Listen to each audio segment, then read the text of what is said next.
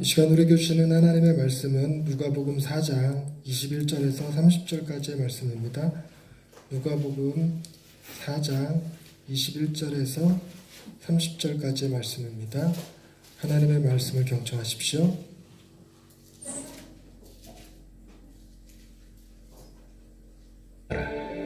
이에 예수께서 그들에게 말씀하시되 이 글이 오늘 너희 귀에 응하였느니라. 그들이 다 그를 직문하고 그 입으로 나오는 바 은혜로운 말을 놀랍게 여겨 이 사람이 요셉의 아들이 아니냐? 너희가 반드시 의사야 너 자신을 고치라 하는 속담을 인용하여 내게 말하기를 우리가 들은 바 가버나움에서 행한 일을 네 고향 여기서도 행하라 하리라. 내가 진실로 너희에게 이르노니 선지자가 고향에서는 환영을 받는 자가 없느니라.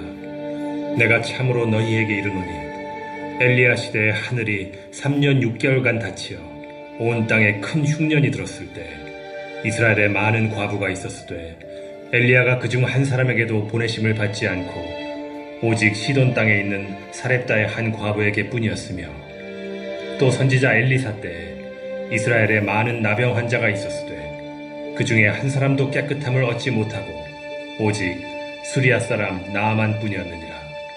회당에 있는 자들이 이것을 듣고 다 크게 화가 나서 일어나 동네 밖으로 쫓아내어 그 동네가 건설된 산낭떠러지까지 끌고 가서 밀쳐 떨어뜨리고자 하되 예수께서 그들 가운데로 지나서 가시니라.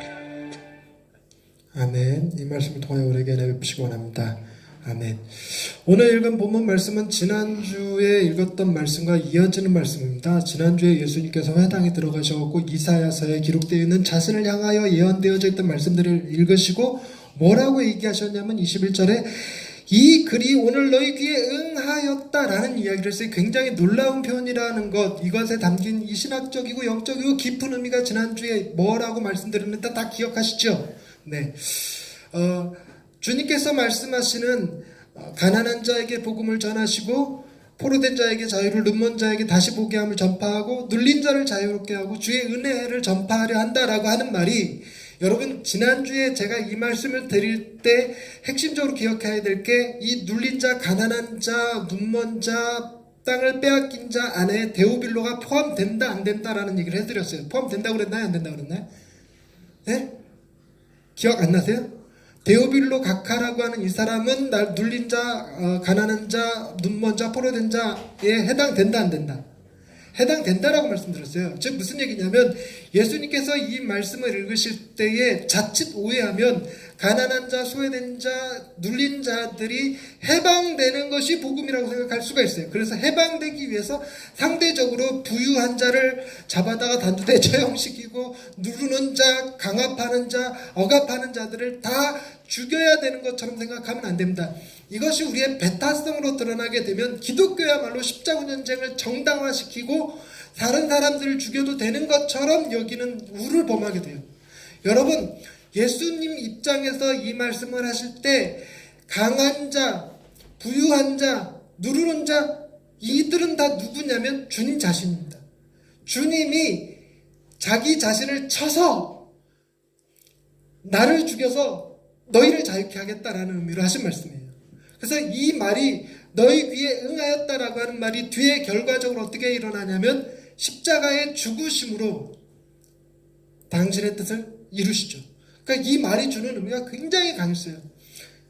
하나님이 죄 지은 인간들을 벌하시고 죄 지은 인간들을 심판하셔야 될 그분이 이 말씀을 통해서 심판하실 그분이 심판을 받으시고 벌하셔야 되는 그분이 스스로의 벌을 받으신 사건, 그로 인해서 벌 받아야 될 우리가 자유케 되는 사건, 그것이 지난주의 말씀이라고 했어요. 굉장히 좋은 말이라고 말씀드렸잖아요. 굉장히 좋은 말이었는데도 불구하고 오늘 본문 말씀 읽으면 왜 그 좋은 말을 듣고도 이들은 또 발끈해갖고 예수를 죽이려고 했을까? 예수님께서 이런 말씀을 하십니다. 23절 말씀에 너희가 반드시 의사야 너 자신을 고치라 하는 속담을 인용해서 뭐 이런 얘기를 하시는데, 의사야 너 자신을 고치라, 우리식으로 얘기하면 중이 뭐 한다는 얘기예요. 제발 그러네. 근데 의사야 너 자신을 고치라. 근데 의사는 자기 자신을 고칠 수 있을까요, 없을까요? 의사도 의사한테 가서 고침받는 거죠.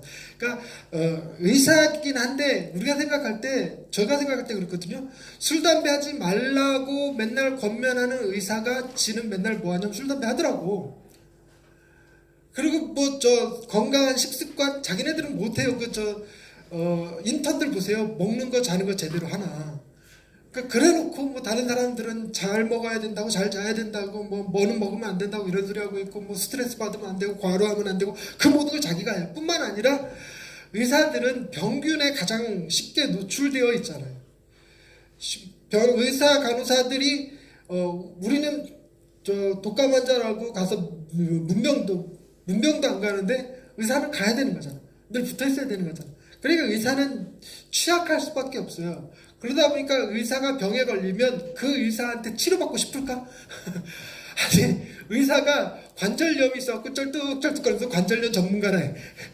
그러면 거기 다리 맡길 수 있을 것 같아요. 그러니까 이상하게 묘하게 그런 것 때문에 의사야 너 자신을 고치라는 속담이 생겨났어요. 근데 의사야 너 자신을 고치라는 말의 의미가 네 자신도 못 고치면서 어떻게 남을 고치느냐라는 말도 되지만, 여러분 잘 생각해보면 의사가 자기 자신을 못 고치는 게 이유가 정말 좋은 의사라면 왜 자기 자신을 못 고쳐요? 자기를 돌볼 겨를이 없는 거예요. 환자들 돌보자고. 환자들 돌보느라고 제때 먹지도 자지도 못하면서 살아가요. 예수님은 게을러서 자기를 병을 못 고치는 사람입니까? 아니면 환자의 병을 짊어지느라고 못 고치는 사람입니까? 어려운 질문입니까? 환자의 짐을 짊어지느라고 못 고치는, 우리의 죄를 짊어지시느라고 그분이 십자가를 지신 거지, 그분이 죄가 많아. 야, 너 자신을 너 먼저 구원해봐. 뭐 이렇게 얘기될 게 아니라는 거죠. 그분의 죽으심이 우리를 살게 하시는 거니까. 그런데 이 말, 의사야 너 자신을 고치라는 말을 딱 인용해갖고 이 사람들이 예수님한테 뭐라고 그러냐면, 보세요. 우리가 들은 바 가버나움에서 행한 일을 네 고향 여기서도 행하라 라고 말했다는 겁니다. 그런데 다른 복음서에 보면 이거를 사람들이 얘기를 했어요. 그런데 누가복음에서는 아주 독특한 방식을 취하는데, 이 말을 누가 하냐면 예수님께서 얘기하십니다. 보세요. 23절, 예수께서 그들에게 이르시되, 이러고 시작해요. 예수님께서 뭐라고 그러냐면, 너희가 반드시 의사야 너 자신을 고치라는 속담을 이용해갖고 가버나움에서 행한 일을 여기서도 행하라 할 것이겠다, 뭐 이런 얘기를 하는 겁니다. 즉 그들의 입을 통해서 기록되지 않고 예수님의 입술을 통해서 기록되고 있어요. 이거 굉장히 독특한 관점이에요. 그런데 이게 얼마나 큰 은혜인지 말씀을 준비하면서 깨닫게 들어요. 여러분, 우리가 마음속에 있는 것이 겉으로 드러나는 것이 죄입니까? 마음속에 있는 것만으로 죄입니까? 근데 법은 우리가 사람을 죽이겠다고 마음먹으면 살인죄로 처벌합니까? 죽여야 처벌합니까? 그러니까 살인하겠다고 마음먹고 죽여버리고 싶어라는 말을 했다고 해서 내가 사형수로 살인범으로 됩니까? 안 됩니까? 안 된단 말이에요. 안 된다고. 그런데 예수님은 뭐라고 그러냐면, 너희가 비난하는 말을 한 것이 아니라 그 안에 담겨져 있는 말을 주님이 끌어내셨어요. 잘 들으세요. 끌어내셨다라는 것은 그 마음속에 담겨져 있는 죄를 정죄하시겠다는 겁니까? 그 죄를 담당하시겠다는 겁니까? 이게 기가 막힌 거라는 거예요. 누가의 표현이 그런 겁니다. 누가가 뭐라고 그러냐면, 사람들이 지은 죄값들만 주님이 감당하시는 것이 아니라 사람이 그 마음속에 품고 있는 완악함까지 다 십자가로 해결하시는 분이라는 것을 예수님의 첫 사역을 시작하면서 나사렛에서 행한 이 회당 설교를 통해서 드러내고 있다고.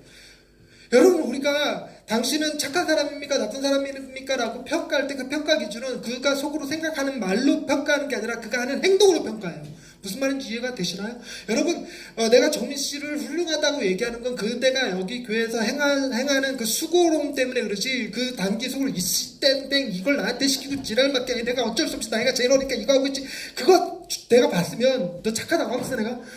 그러니까 나는 그거 모르는 채 열심히 수고하고 애쓰고 장작 패고 이러고 있으니까 내가 참 훌륭하다고 얘기하고 헌금도 안 하는데 집사집도 딱 주고 이러는 거 아니에요? 그런데 예수님은 아니란 말이죠. 예수님은 그 속에 있는 마음까지도 다 헤아려 보시고 그걸 정죄하겠다는 게 아니라, 그것마저도, 마귀는 뭘로 정죄하는데? 마귀는요, 우리가 하나님 앞에 섰을 때 마귀가 그러니까 우리를 고발할 때 뭘 고발하냐면, 행한 것만 고발하는 것이 아니라 행하지 아니하였으나 생각한 것까지 고발해요.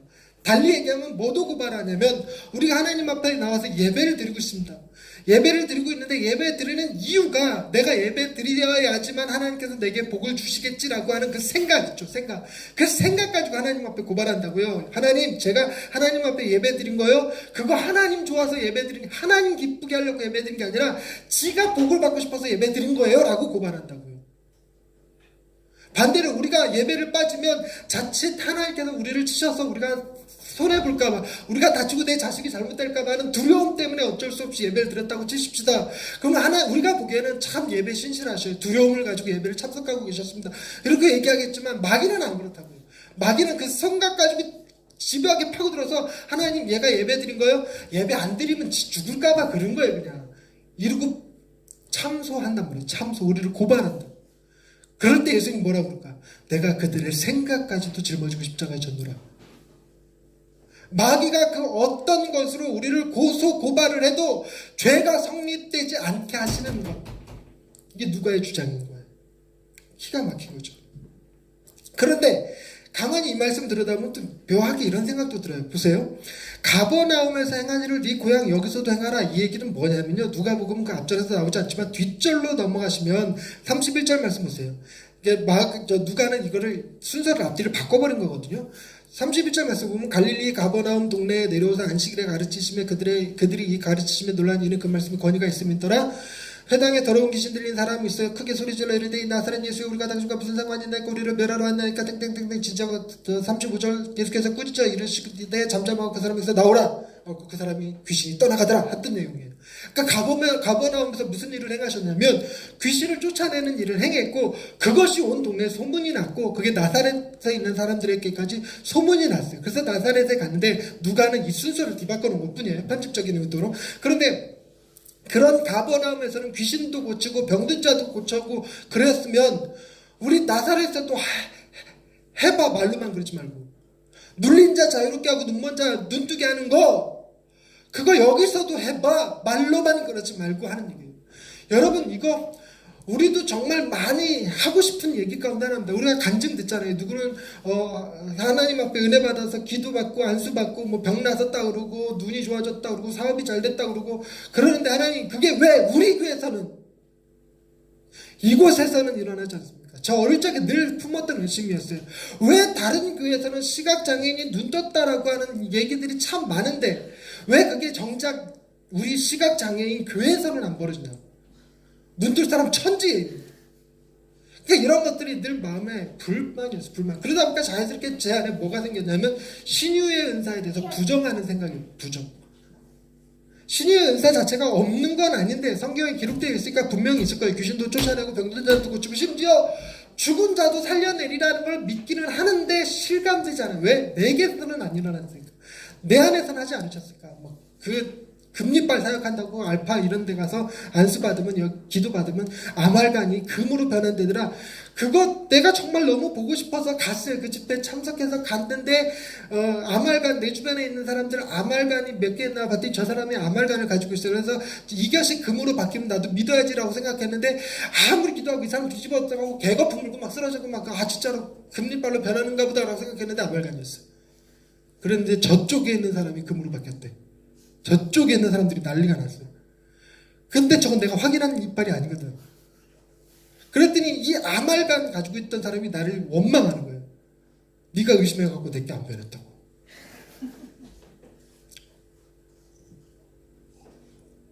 그래서 제가 그때 무슨 생각을 했냐면, 하나님의 능력보다 내 의심이 세구나.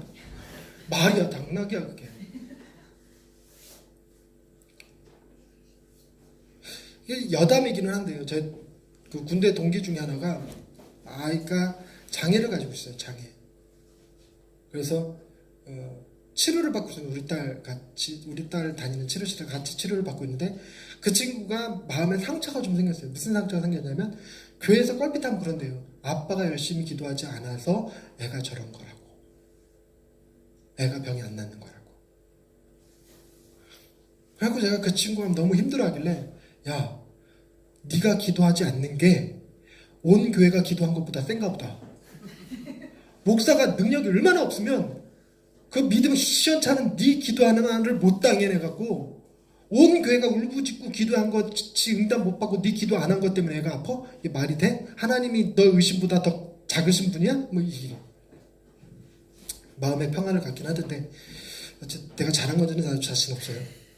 어찌됐건 간에 여러분, 가버나움에서 그 일을 행하신 주님이 나사렛은 고향이란 말이에요. 거기서 잘하신 동네예요. 잘하신 동네. 사람들이 전부 다 예수를 보고 요셉의 아들 예수 아니야? 라고 다 알아보는 사람들이 있는 곳에. 근데 왜 그런 곳에서 기적을 좀 행하시지, 귀신도 좀 쫓아내 주시고 거기 아픈 사람들도 좀 고쳐주시고 좀 하시지 왜 안 하셨을까라는 의구심이 일단 들었어요. 이 의구심이 들었는데 이 의구심은 좀 패스를 한번 해보시고 24절 보세요. 또 이르시되 내가 진실로 너희에게 이르노니 선지자가 고향에서는 환영을 받는 자가 없다라는 말씀을 하셔요.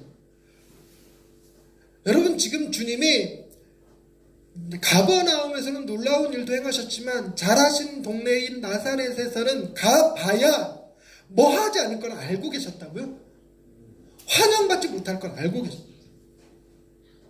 그럼 두 번째 의심이 또 하나 들어요. 환영받지 못할 걸 알면 왜 와? 뭐 하러 와? 뭐 하러 환영받지도 못할 거 가서 분란만 일으켜? 그곳을 떠나서 예수님만 다른 동네 가서 살면 되는 거야? 아니란 말이에요. 거긴 여전히 누가 살고 있는데 어머니 마리아와 동생들이 살고 있단 말이에요. 자기가 가서 환영받지 못할 걸 알면 안 가야지. 왜 자기 어머니와 동생들이 그 사람들의 이 말하기 좋아하는 사람 뒷담화에 시달리게 만들어요. 이해가 되지 않아요. 그런데 그 다음에 29절 보세요. 28절, 29절, 28절. 회당에 있는 자들이 이것을 듣고 다 크게 화가 나서 일어나 동네 밖으로 쫓아내어 그 동네가 건설된 산 낭떠러지까지 끌고 와서 밀어 떨어뜨리려고 했대요. 누구를? 예수님을. 자기 동네 출신의 지금 존경받는 가버나움에서는 귀신도 쫓았다고 해서 사람들이 참 좋아하는 그 예수를 자기 동네에서는 그 일을 행하지 않았다고 하는 이유와 또 다른 이유를 덧붙여서 죽이려고까지 했어요. 또 다른 이유가 뭐였냐면 예수님께서 두 가지 예를 들었단 말이에요. 왜 내가 선지자가 고향에서 환영을 받지 못하고 왜 내가 가버나움에서 행한 그 일을 여기서는 하지 않는지, 그 일에 대해서 얘기하면서 뭐라고 그랬냐면 사렙다 과부와 나하만 장군의 이야기를 합니다. 보십시다.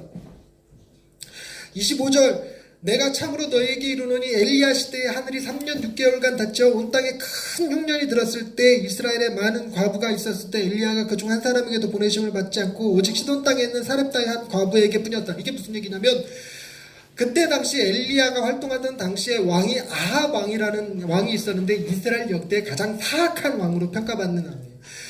온 그 자기 나라의 하나님 믿는 자들을 다, 하나님 믿는 제사장들을 다 잡아 죽이고 바알과 아세라 신을 섬기는 사람들로 가득 채웠던 사람, 온 나라를 우상 숭배의 장소로 바꿔버렸던 그 나라. 하나님께서 그 나라를 심판하시기 위해서 3년 6개월 동안 비를 주지 않으셨어요. 그래서 흉년이 임했는데 이 흉년 때문에 그 아합 왕이요, 엘리야를 살려두고 싶었겠어요? 죽이려고 했죠. 죽이려고. 그러다 보니까 엘리야가 도망을 갔는데 어디로 도망을 갔냐면 시돈 땅, 이스라엘 바깥에 있는 이방인의 땅에 가서 거기 있는 사렙다의 한 과부에게로 갔어요. 그 과부에게로 가서 무슨 일이 벌어졌냐면 그 과부도 여전히 뭐 했냐면 흉년이 들어서 먹을 게 없으니까 뭐 했냐면 밀가루 조금이랑 기름 조금 있었는데 그거 하나 밀가루랑 기름 가지고 이렇게 떡을 해갖고 빵을 해갖고 자식이랑 먹고 죽으려고 그랬어요. 그러는데 엘리야가 갖고 그거 니네 먹지 말고 다 줘라 그래갖고 그 말에 또 순종했네. 먹고 죽나 안 먹고 죽나 똑같은 거니까 선지자 대접한다고 선지자를 대접해줬는데 놀랍게도 무슨 일이 벌어졌냐면 3년 6개월 동안 비가 다시 올 때까지 그 밀가루통에 밀가루가 떨어지질 않는 거예요. 그 조금 남아있는 게 부으면 나오고 이거 치약 짜는 거랑 비슷해. 다 쓴 것 같은데 또 쥐어짜면 또 나오고 또 쥐어짜면 또 나오고 이 스킨 있잖아요. 뭐 이렇게는 다 썼네 하고 버리려고 그러면 또 탁탁탁 털면 또 나와. 뭐 그런 것처럼 그렇게 탁탁탁 털면 또 나오고 탁탁탁 털면 또 나오고 그걸 3년 6개월을 하는 거예요. 기름도 이거 한 번 먹으면 없을 것 같은데 또 그 다음에 부어보니까 또 나오고 3년 6개월을 그렇게 했어요. 그래갖고 그 사렙다 과부는 굶어 죽지 않고 살았어요. 그런데 의심스럽잖아. 여러분, 과부가 그 시돈 땅에만 있냐? 이스라엘 땅에는 없냐? 이스라엘 땅에도 분명히 있을 거란 말이죠. 이스라엘 땅에도 있는데 왜 하필이면 엘리야 선지자가 시돈 땅에는 사렙다 과부 한 사람에게 보내심을 받았겠느냐? 또 엘리사 시대에는 여러분 이 나만 장군 이야기는 너무 잘 알죠. 이 몸에 나병이 생겨갖고 그것 때문에 어떻게 하지 못하고 있는데 나만 장군의 종으로 붙잡혀온 여종 하나가 우리 고향에 가면 이스라엘에 가면 엘리사라는 선지자님이 계시는데 그분한테 가면 나을 것 같다는 얘기를 하니까 나만 장군이 엘리사한테 갔다가 엘리사가 뭐라 그러냐면 요단강에 가서 몸 7번 씻어라 그러면 깨끗해질 거다 그랬더니 그 몸 7번 씻었더니 어린아이 같이 깨끗해졌더라 하는 얘기 들은 거 기억나시죠? 여러분 검버섯 있으신 분들 막 그 요단강에서 씻고 싶죠? 여러분 7번 씻어봐야 될까요? 안 될까요? 안 돼요. 나만 장군만 되는 거예요. 왜 나만 장군은 되고 왜 나는 안 돼? 나만만 나만이야? 뭐 이런 생각하기가 쉬운데 여러분 이스라엘 땅에 나병 환자가 없어서 나만 장군이 고침받은 건가요? 아니에요. 이스라엘 땅에도 나만 장군과 같이 나병 걸린 사람들이 많았는데 그 어느 누구도 엘리사한테 와서 병 고침을 요구한 사람이 없어요. 그 시대가 그만큼 영적으로 타락했고 영적으로 죽어있던 시대였어요. 그런 시대에 하나님이 나만을 고쳤단 말이에요. 나만을.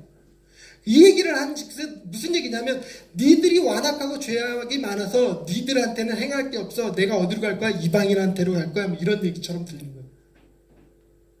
그런데 여러분 기가 막힌 거는 이 누가복음이 누구한테 쓴 거라고요? 데오빌로 각하. 이름 좀처럼 안 외워지죠. 데오빌로. 데오, 신, 빌로, 빌라들의 복합체. 신들이 사는 집들. 농담이에요? 또 진짜로 그렇게 할라? 외우라고 한 말이에요 지금. 데오빌로는요 이스라엘 사람일까요? 이방인일까요? 이방인. 누가복음의 저자가 누구라고요? 누가는 누가복음하고 또 한 권을 썼어요. 뭘 썼을까요? 누가가 쓴 책이 누가복음 말고 한 권 더 있어요. 사도행전을 썼어요. 사도행전. 모른단 말이야?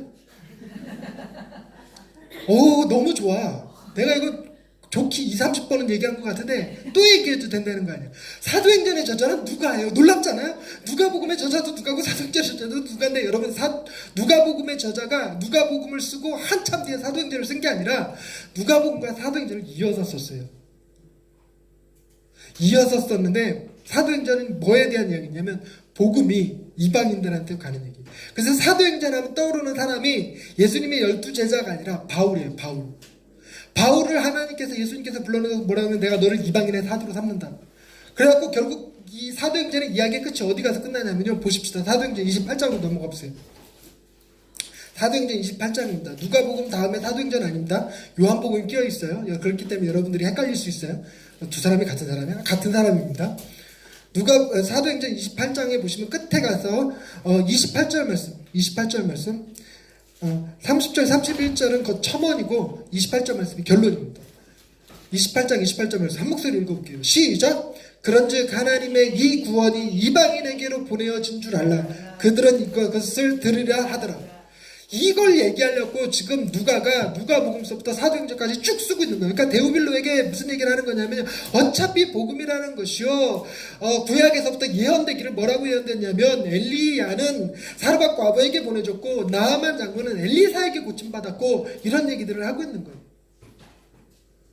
근데 이 말이 이스라엘 사람들 니들은 자격 없어. 이 복음이 받을 자격이 니들한테 부족해 라는 말처럼 들리니까 어떻게 했냐면 화가 난 거야. 화가 나서 예수님을 산동네 그 낭떠러지까지 끌고 가서 여기서 확 밀쳐버리려고 했는데 어떤 이유였는지 무슨 이유였는지 예수님이 그들 사이를 그냥 지나가 버렸대요. 신학자들 가운데 재미있게 표현한 사람들 있더라고요. 이게 안식일이었단 말이에요. 안식일 날은 걸어야 되는 거리 횟수가 있어요. 그러니까 걸어야 되는데 이게 낭떠러지까지 가려면 한 10발자국은 더 가야 되는데 이걸 못 가는 거예요. 율법에 의해서. 그래서 못 밀었대. 그 이유에 어찌됐든 간에 예수님이 그 사이를 그냥 이렇게 편하게 지나갔어요. 근데 이 표현이요. 이렇게 피하여 돌아갔더라 이게 아니라 그 사이로 지나갔더라. 그러니까 뭔가 신적인 능력 같은 게 느껴져요. 이게 낭떠러지로 밀어버리는 거랑 똑같은 게 돌 던지는 거거든요. 스데반이 돌에 맞아 죽었잖아요. 똑같은 거거든요. 율법에서 돌 던지든지 돌로 쳐 죽이든지 낭떠러지 떨어뜨리든지 둘 중에 하나 하라는 건데 가운데로 지나가서 돌 맞을 수도 있는데 근데 가운데로 지나가셨대. 뭔가 신비한 능력으로 지나가신 거죠. 그런데 이 말씀을 왜 예수님께서 굳이 충동질을 해서 이 사람들 열받게 하고 이 사람들하고 예수를 죽일 뻔하게 만드냐고. 예수님 사역을 시작하자마자 죽을 뻔했어. 그것도 고향 사람들한테. 그런데 여러분 기가 막힌 건요. 가버나움에 대한 평가가 누가복음에 나오는데 누가복음 10장으로 넘어보십시다. 누가복음 10장. 누가복음 10장 15절 말씀. 10장 15절 말씀.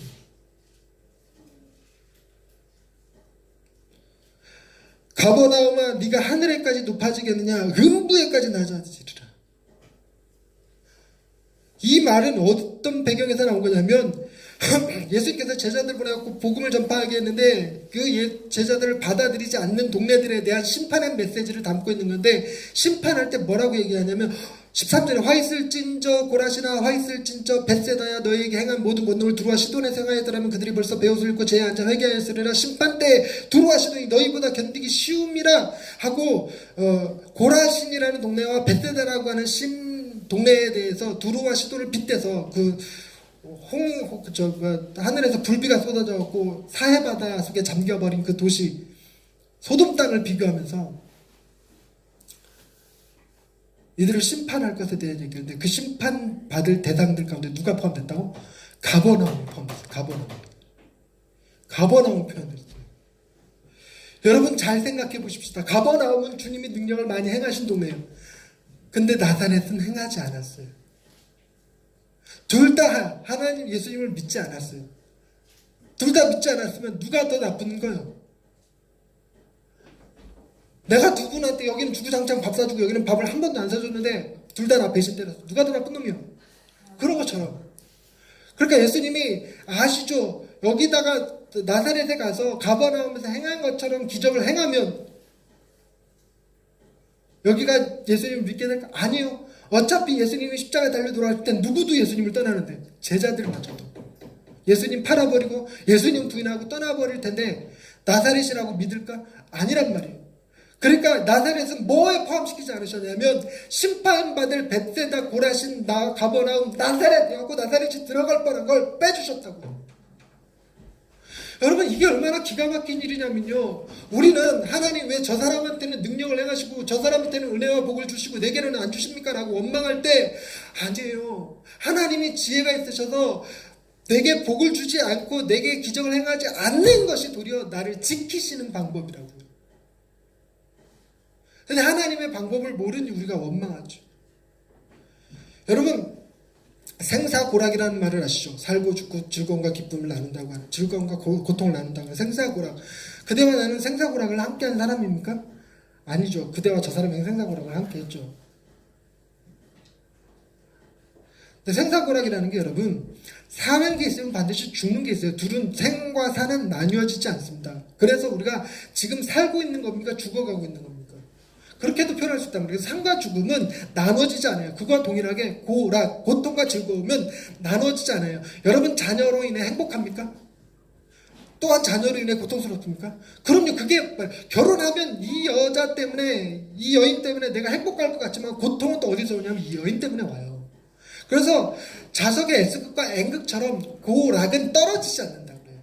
여러분 우리가 자석을 반으로 팍 쪼개면 S극만 존재합니까?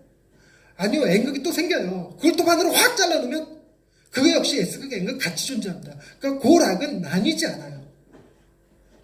그래서 우리의 고민은 늘 어디 있냐면 우리는 고통을 추구하는 사람이 아니라 즐거움을, 행복을 추구한단 말이에요. 행복을 추구한다는 것이 그것이 곧 다른 의미로는 고통을 추구하고 있는 것일 수도 있다는, 그게 생사고락입니다. 그런데 기독교식으로 표현된 건 뭐냐면 생사고락이라고 표현 안 하고 생사, 화, 복, 살고 죽고 저주받고 복받는 것이라고 표현해요. 그런데 여러분 생사고락은 내가 주관하지만 기독교 신앙은 생사, 화복을 누구한테 맡긴다? 하나님한테. 여러분 내가 가지고 있으면요 나는 온전한 지혜가 없기 때문에 이게 고통인지 즐거움인지 사는 건지 죽는 건지 모르고 선택해요. 다만 기대를 가지고 선택할 뿐이라고요. 그런데 나를 가장 잘 아시고 가장 능력이 많으시고 가장 나를 사랑하시는 그분이 생사화복을 친히 주관하여 주시면 얼마나 감사하냐고요. 이 단편적인 예예요. 왜 나사렛 우리 동네에서는 가버나움에서 행한 것처럼 기적을 행하지 않습니까? 니들도 가버나움처럼 그 심판 목록에 들어가고 싶냐? 내가 주관하는 게 나아. 니들이 생각하는 것보다. 주님의 말씀. 여러분도 주님 믿으실 수 있기를 바랍니다. 2019년 올해를 살아갈 때 내 뜻대로 되지 않는 거 감사한 거예요. 하나님의 뜻대로 되는 게 감사한 거예요. 우리 보기에 고통이고 우리 보기에 슬픔이고 우리 보기에 화 같지만 그것이 진짜 복이고 그것이 진짜 사는 길이에요. 주님이 행하시는 일을 아멘으로 순종함으로 감사함으로 따르실 수 있게 되기를 주님의 여러분 축원드립니다. 그리고 중요한 거. 그러면 여기까지는 그래 오케이 이해했어. 그러면 왜? 여러분 예수님께서 이들한테 가면 환영받지 못할 거라는 거 아셨죠? 아시죠? 그러니까 선지자가 고향에서 환영받지 못한다는 말씀을 하셨는데 더 나아가서 예수님께서 사렙다가와 나하만 장군 이야기를 하면 이 사람들이 예수님을 죽이려고 할 거라는 걸 아셨을까 몰랐을까? 아셨죠? 그럼에도 불구하고 사렙다가부랑 나하만 장군 이야기를 한 거는 나더러 자기를 어떻게 하라는 거예요? 죽여달라는 거잖아. 그러니까 달리 얘기하면 지금 예수님께서 나사렛 사람들 입장에서는 자기가 하나님의 아들을 죽일 뻔했지만 그러나 그것도 역시나 예수님께서 쳐놓은 작전이라고요. 예수님께서 설계 다 해놓으시고 밀어붙이는 거 아니에요 지금. 그런데 여러분 제가 이 말씀을 듣다가 확 감동 온 게 있는데 한번 보십시다. 누가복음 14장으로 넘어가 보세요. 13장으로. 누가복음 13장 1절 말씀 1절 2절 말씀 13장 1절 2절 말씀 같이 읽겠습니다. 시작. 그때 마침 두어 사람이 와서 빌라도가 어떤 갈릴리 사람들의 피를 그들의 제물에 섞은 일로 예수께 아뢰니 대답하여 이르시되 너희는 이 갈릴리 사람들이 이같이 해받음으로 다른 모든 갈릴리 사람보다 죄가 더 있는 줄 아느냐. 3절 드릴게요. 너희에게 이르노니 아니라 너희도 만일 회개하지 아니하면 다 이와 같이 망하리라. 갈릴리 사람들, 이 나사렛 사람들을 얘기하는데 갈릴리 사람들이요 빌라도한테 무슨 잘못을 저질렀는지 빌라도가 그들을 잡아다가 죽여갖고 그들의 피를 갖다가 예루살렘에서 성전 드리는데 드리는 제물에다 섞어버렸어요. 갈릴리 사람들의 피를. 그러니까 죄인들의 피를 섞어버렸어요. 자칫 이것이 뭘 생각하고 계시냐면 나사렛에서 예수님 죽이려고 했잖아. 그래서 하나님이 그들을 심판하신 거네. 그런데 예수님 뭐라고 해요? 변호하고 있잖아요. 아니다. 갈릴리 사람들이 너희들보다 죄가 더 많아서 심판받는 게 아니야. 그런데 그건 둘째치더라도 보세요. 빌라도가 어떤 싸가지 없는 인간인가. 빌라도가 갈릴리 사람들을 기록에 의하면 이전에도 3,000명을 죽인 일이 있었어요. 3,000명. 빌라도는 로마에서 파견된 총독이에요. 그거는 뭐 할 책임이 있는 사람이었냐면 치안을 유지하고 세금을 걷어내는 일에 그걸 해야 돼요. 그러니까 이 사람들이 하는 주된 업무가 뭐냐면 사람들이 모여 있으면 안 돼. 그래서 뭘 주동하거나 뭐 작전을 벌이거나 이러고 있으면 그 씨를 말려 죽이는 사람이에요. 그래서 갈릴리에서 어떤 사람이 저항 세력이 일어나니까 그 사람과 관련된 모든 사람을 다 죽여버린 게 3,000명 죽여버린 사건이에요. 근데 그 일만 행한 게 아니라 죽은 사람의 피를 그들의 재물에다까지 섞어버리는 이 악랄한 짓을 하는 사람이 빌라도였어요. 그럼 생각해 보십시다. 예수님이 어디 출신이에요? 나사렛 출신이요. 예수님 잡아 죽일 때 빌라도 지성격이라면 나사렛 그 동네 사람들 살아야 죽어요. 다 죽어. 다 죽어. 아마 예수님께서 가버나움에서 행하셨던 그 일을 나사렛에서도 행하셨더라면, 그래서 나사렛에서 우리 동네에서 선지자가 나셨도다라고 막 추앙했더라면 나사렛 사람들 어떻게 됐을까?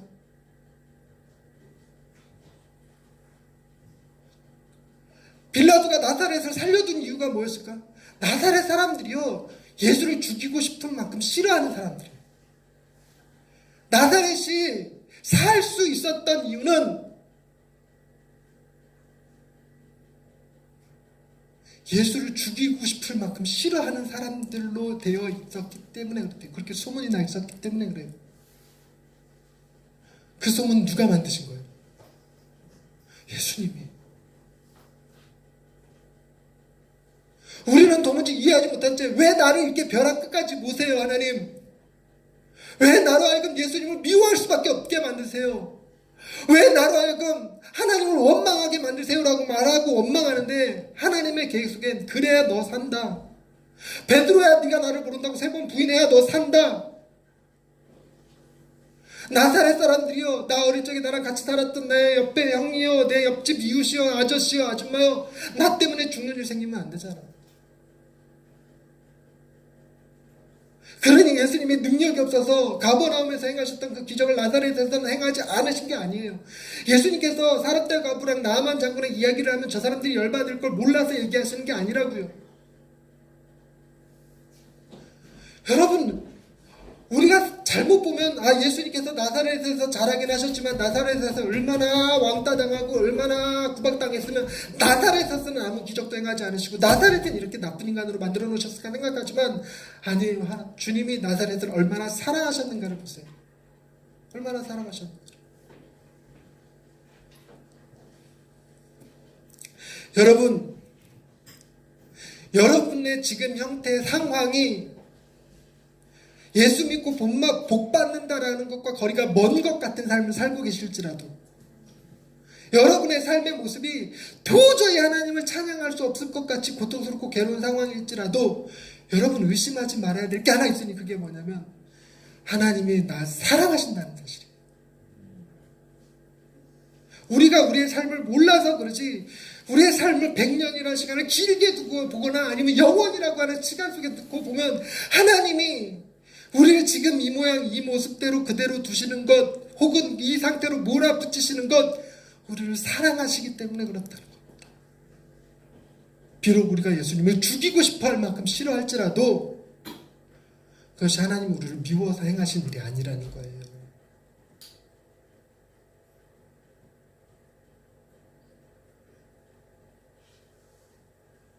이 한계 상황에 여러 번 몰려봤거든요. 제가 어릴 적에 그 가난했던 시절 어머니 식물인간 되시고 의료사고 나고 했던 그 시절들 개척하고 나서 힘들었던 시간들 그래갖고 그 한계 상황에 부딪혀서 끊임없이 하나님 원망하고 떠났다가 돌아오기를 반복하고 자살을 꿈꾸며 살았던 시간들이 있는데 돌이켜보면 하나님이 다 그런 과정들을 거쳐서 나를 빚으신 거구나라는 생각을 하게 되더라고요.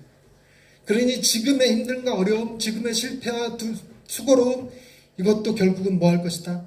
하나님이 합력하여 선을 이루실 것이다. 하나님이 가장 좋은 것으로 내게 베풀어 주실 것이다.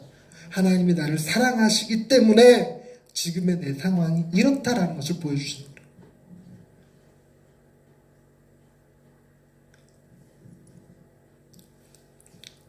마지막으로 결론 하나 내리고 마치겠습니다.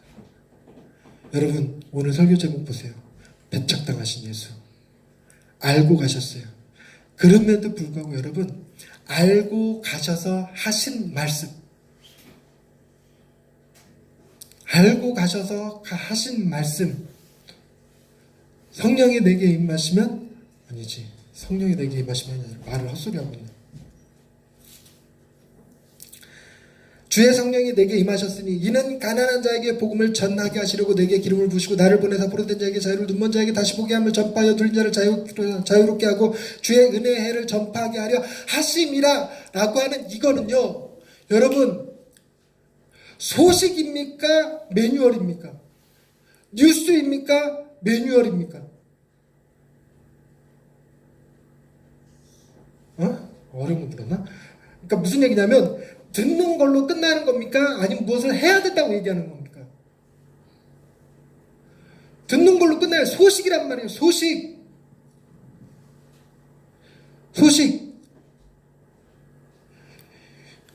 우리가 일제시대를 살아가는데 일본의 원자탄이 터져갖고 일본 천황이 뭐 했대요? 항복했대. 그거를 독립군들이 들어요. 독립군이 들어와서 독립군들이 이제부터 뭘 하라고 얘기하는 거야? 아니에요. 그걸 믿거나 말거나 그건 소식이라고, 소식. 근데 그 소식은 믿든 안 믿든 전달해 줘야지. 소식은. 그래서 그 사람이 안 믿고 끝까지 독립운동을 벌이든 안 벌이든 야 해방됐대. 일본 천황이 항복했대라는 소식은 전해야 될 거 아니냐는 거예요. 전해야 된다. 여러분 예수님이 이 놀라운 소식을 당신을 배척하고 죽이는 사람들에게 전하신 사건. 이제 여러분이 대답할 차례입니다. 이 예수님이 전하신 이 사건의 효력은 예수님을 배척하고 예수님을 죽이려 했던 그 사람들에게도 적용될까요, 안 될까요? 그렇다는 거예요. 예수님은 우리가 예수님을 배척